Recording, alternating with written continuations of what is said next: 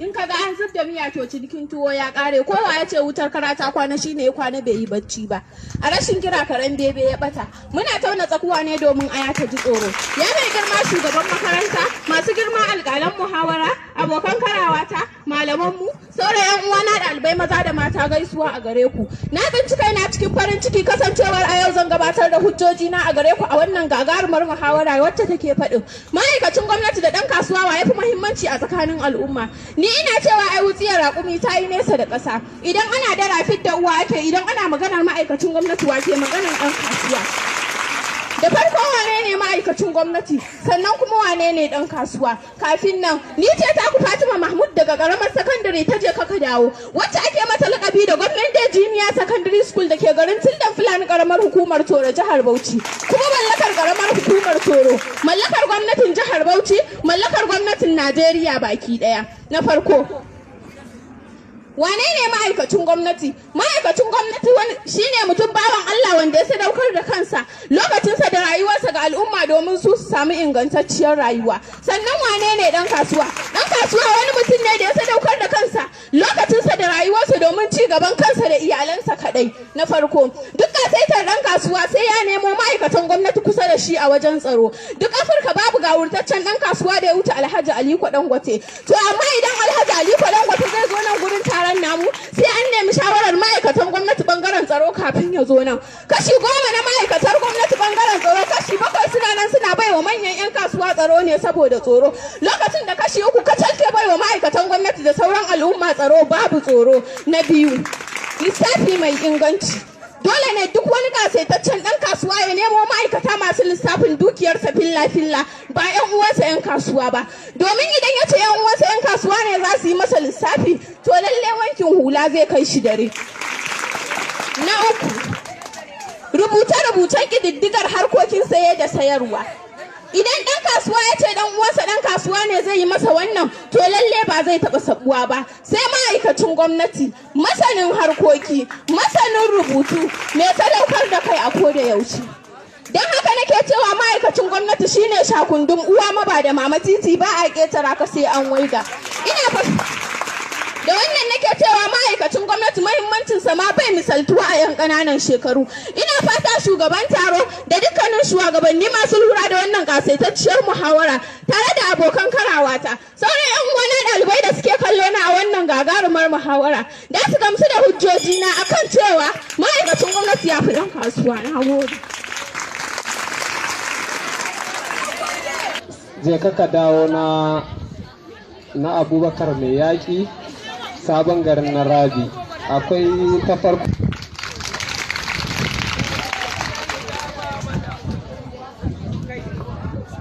Ku tashi ku miƙe 'yan arewa, zaman banza aikin kawai ne. Ku kama sana'a 'yan arewa, zaman banza aikin kawai ne. Kasuwanci harkar dogara ce, zaman banza aikin kawai ne. Ɗaya daga cikin waƙoƙin Mamman Shata Katsina da wai 'yan kasuwa kenan. Yaro bai san wuta ba sai ya taka, duk mun nisan jika ƙasa zai dawo. Jimbarkaki da sara gadana ga matan tilo ne. Amma idan aka yi la'akari da gwantar gwaƙar gabas, wane kare da gonar zobo, duk mai hankali da tunani shi yake gane furfuratin kiya da ɗingishin kwaɗo. Shugaban taro, mai kula da lokaci, alƙalan wasa, ɗalibai 'yan uwana maza da mata, barkanku da warhaka, amincin Allah ya tabbata a gare ku. Sunana Maryam Ilyasu Abdullahi, na fito ne da ƙaramar sakandare ta Abubakar mai yaƙi da ke cikin sabon garin na Rabi. Na fito ne domin warware zare da abawa tare da gwangwancewa akan batu mai take kamar haka. Kasuwanci ya fi aikin gwamnati. Kafin na bigi jaki na bigi tanki. Zan so na bayyana ma'anar kasuwanci kamar haka. Kasuwanci hanya ce ta siya da siyarwa domin biyan bukatunmu na yau da kullum. Na zaɓi kasuwanci ya fi a bisa hujjoji na kamar haka. Na ɗaya, arziki. Wanda ya fi kowa arziki a ƙasar Afirka babban ɗan kasuwa ne ba ma'aikacin gwamnati ba. Wato Alhaji Aliko Dangote ɗan ƙasar Amurka ne, a duniya kuwa shine Bill Gates, babban ɗan kasuwa ne ba ma'aikacin gwamnati ba. Wannan yana nuna mana cewa in har dai kana so ka yi arziki to ka riƙi kasuwanci. Duk wani ma'aikacin gwamnati da kaga ya yi arziki to cikin biyu za a yi ɗaya.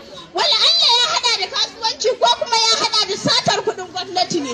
Na biyu, lokaci da kuma 'yancin kansu. Sabanin ma'aikatan gwamnati wayanda suka sai da lokacinsu sannan ba su da 'yancin kansu. A misali, mahaifiyar soja ta rasu, ba shi da lokaci da 'yancin kansa da zai je domin jana'izar mahaifiyarsa. Dole sai ya nemi izini a ƙarƙashin hukumar da yake aiki. Na uku, biyar buƙatar gaggawa. A harkar ta kasuwanci a duk lokacin da buƙata ta kuɗi ta taso wa 'yan kasuwa, sukan iya magance da cikin ƙanƙanin lokaci ba tare da sai sun jira wata ko albashi ba. Sabanin ma'aikatan gwamnati waɗanda suka dogara da wata ko albashi. Na hudu, rashin cin bashi. 'Yan kasuwa suna da walwala da kuɗi a koda yaushe domin su ne soso da sabulun ma'aikatan gwamnati.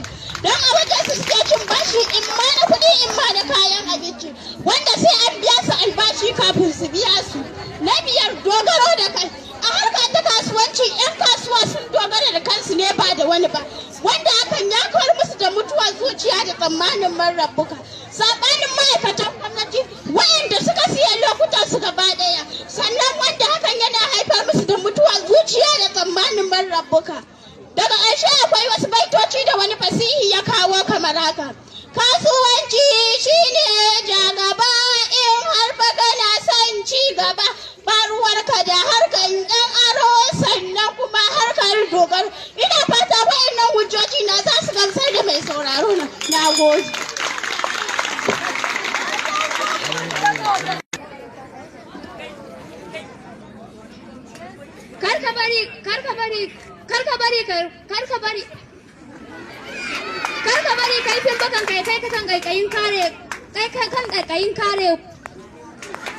Kar ka bari kaifin bakan kai kan kaikayin kare kukanka. Sawun giwa badda na raƙumi zahar ɗaya baya taɓa barin dami, yau da gobe mai ƙarar da labulai. Sara da sassaƙa bai haɗa ganji toho. Yau taro ake na Hausawa da naka Hausa sai ɗan Hausa. Ya mai girma shugaban taro, mai lura da lokaci, abokan takarata, 'yan uwana ɗalibai maza da mata, barkanmu da warhaka. Sunana Habiba Abubakar daga hamshakiyar makarantar Jeka ka dawo da Taramar Secondary da ke garin Tildan Fulani, karamar hukumar Toro, jihar Bauchi, wacce ake mata lakabi da Gwamnati da Junior Secondary School. Na tsaya ta ƙarfafinku akan wata gagarumar muhawara wacce take cewa tsakanin ma'aikacin gwamnati dan kasuwa wanne ne ya fi amfani a tsakanin al'umma. Ni dai na ce ma'aikacin gwamnati saboda ingantacce, tataccen, zartaccen, nagartacce, kyakkyawar hujjoji na. Kafin in wuce gaba, zan so shugaban zama ya bani umarni na ambato ma'anar ababe guda biyu, ma'ana aikin gwamnati da kasuwanci. Aikin gwamnati uwa maba da mama, madugu uban tafiya, kowa ya ja da ke sai ya faɗi, wacce ke kunshi sirrin sinadarin rayuwa. Kasuwanci wata 'yar takaitacciyar sana'a ce wacce take amfanan mai yin ta da 'yan ƙayyadaddun mutane. Na farko, a halin da muke ciki a yau 'yan kasuwa na fuskantar kalubale na hawan farashin kaya da karyewar tattalin arziki na duniya saboda 'yan wasu tsekumi da seko da duniya ta tsinci kanta a yau.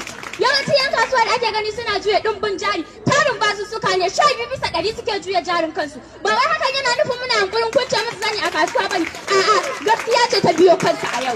Na biyu, a ɗaya daga gefen kuma sai mu dubi ma'aikacin gwamnati da gwamnati.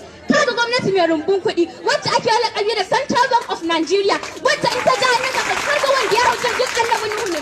Misali ya dan lailatul qadarin gwamnati ta sako wa talakawa aka dinga ruwan kuɗi 500,000 da sunan tallafin corona, wanda da a ce dan kasuwa ba da kuɗin kuɗin haka ce ya kare. Na uku, gwamnati na taka muhimmiyar rawa ita da ma'aikatanta, musamman wajen tallafawa 'ya'yan talakawa su samu su yi karatu a cikin sauki. Ka dubi kaga dan fushi kawai malaman mallakin jami'a gwamnati suka yi, 'ya'yan talakawa suna zaune a gida a daidai lokacin da 'ya'yan kasuwa suke can wasu kasashen wajen ba abin da ya dame su. Doyin nan ga wurtattun hujjoji na nake so a bai da dutse karo ɗaya ake yi haka idan an koyar da ma'aikacin gwamnati da ɗan kasuwa. Na gode.